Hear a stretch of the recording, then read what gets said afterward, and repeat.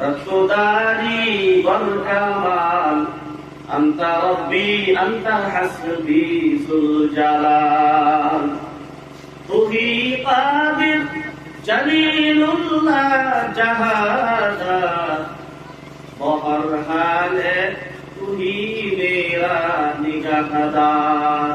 বন্ধুগণ, আমরা সবাই বলি আমাদের মরণ আসবে কি আসবে না? আমাদের মরণ লাগবে কি লাগবে না? সবার একদিন দুনিয়া থেকে যাওয়া লাগবে। বন্ধুগণ, আমাদের সম্মুখ দিয়ে আল্লাহ পাক নিজের মায়ের লাশ, সেই মাদেরকে আমরা মহব্বত করি, নিজের আপন আম্মার লাশ আমাদের সম্মুখ দিয়ে কবরে আল্লাহ পাক দেখাইতেছে, বান্দা এখনো হুশা, এখনো হুশা। সেই মা থেকে তুমি জন্ম নিয়েছো, তোমার জন্মদাতা মা দুনিয়া থেকে বিদায় হয়ে গেছে, তুমি একদিন মরে যাইবা। আবার সন্তানের সম্মুখ দিয়া সন্তানের পিতার লাশ তার সম্মুখ দিয়া নিয়ে আল্লাহ পাক দেখায়, যে পিতা, যে বাবা, যে আব্বা তোমাকে রোজগার করে খাওয়াইতো, যে আব্বা তোমার শরীরে জ্বর আসার আগে আব্বা ডাক্তারখানায় নিয়ে যাইতো, তুমি যদি কাঁদতা তোমার আব্বাও কাঁদতো। আজকে তোমার আব্বা দুনিয়া থেকে বিদায় হয়ে গেছে, কালকে তুমি বিয়া করবা, তোমার সন্তান হবে, তোমার সন্তানের সম্মুখ দিয়া একদিন এই রূপ হিসাবে তোমার লাশ কবরের মাধ্যমে যাবে। বন্ধুগণ, হযরত সুলাইমান আলাইহিস সালাম এক জায়গার মাধ্যমে বৈশা সবাইকে নিয়ে আলোচনা করতেছে কি করা যায়, কি করা যায়।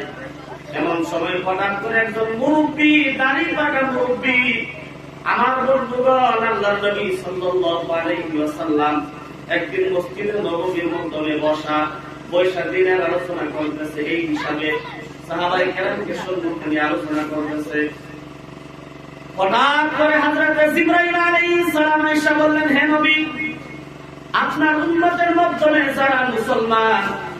যারা মুসলমান দাড়িগুলি পাকাইছে, মুসলমানের ভারতের মাধ্যমে থাইকা ইমানের রাস্তা থাইকা যারা মুরব্বীরা দাড়িগুলি পাকাইছে, চুলগুলো পাকাইছে, তারা যদি দুনিয়ার থেকে বিদায় হয়ে যায়, আল্লাহ পাক তাদেরকে আযাব দিতে আল্লাহ পাক লজ্জা শরম লাগবে। জোরে বলুন সুবহানাল্লাহ।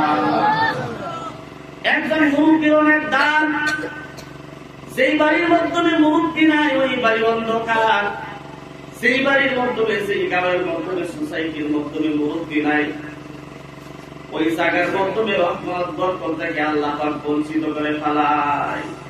মুরব্বীর অনেক দাম, আমরা সামনে দাম নাই, তার কারণ আল্লাহ পাকের কাছে অনেক দাম। এই যে দাঁড়িয়ে থাকা মুরব্বী তারা বলে দিচ্ছে, আল্লাহ পাক অনেক ভালোবাসে, অনেক মহব্বত করেন। দেখবেন বাড়িতে আসার পর যদি মুরব্বী বাবা, যদি আব্বা যদি বাড়িতে না থাকে, দাদা যদি বাড়িতে না থাকে, বাড়ি আইসা পাও দেওয়ার সাথে সাথেই মনের মধ্যে একটা ভাব সৃষ্টি হয়ে যায়, আজকে দাদা বাড়িতে নাই, ঠিক না গো?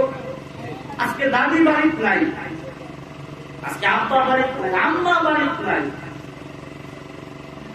যে সোসাইটি গাঁয়ের মধ্যে মুরব্বী নাই, এই গাঁওটা আল্লাহ পাকের রহমত থেকে বঞ্চিত, অনেক দূরে। হযরত সুলাইমান আলাইহিস সালাম তার সম্মুখে একজন মুরব্বী ওয়ামিলুস সালিহাতকে বুঝাইতেছি, বুঝবেন খুব খেয়াল করে।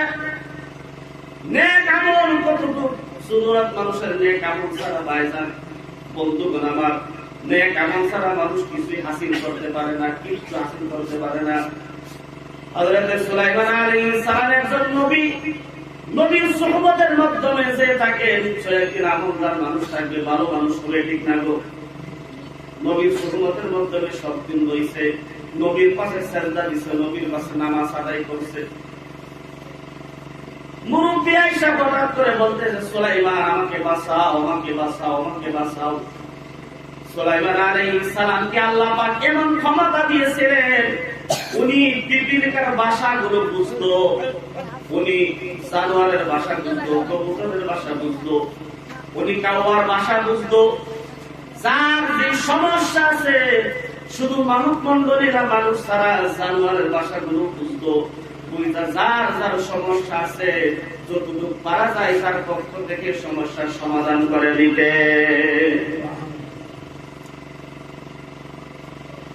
নবী আয়েশা ডাক্তারকে আমাকে বাঁচাও, আমাকে বাঁচাও, আমাকে বাঁচাও, আমাকে বাঁচাও। সুলাইমান আলাইহিস সালাম বলেন, মুরব্বি বলেন আপনার কি হয়েছে, আমি আপনার কি উপকার করতে পারি? মুরব্বি বলতেছেন, সুলাইমান আমি বুঝা ফেলাইছি আমার মৃত্যুর সময় হয়ে গেছে, আমি দুনিয়ার থেকে যাওয়ার সময় হয়ে গেছে, আমার মরণের খবর এসে গেছে, আমার দুনিয়ার থেকে যাওয়া লাগবে। সুলাইমান আমি দুনিয়ার থেকে যাইতে আমার মন চাই না, আমার মন চাই না। আপনাকে আল্লাহ পাক পাওয়ার দিয়েছেন, আপনাকে আল্লাহ পাক হুকুমত দিয়েছেন, আবার নবুয়ত দিয়েছেন। সুলাইমান বলেন, অল্প চেষ্টা করে দেখেন আমার হায়াতটা কি লম্বা করা যায় নাকি। মরণের সময় প্রত্যেকেরই এই বিষয়টা লাগবে চিন্তা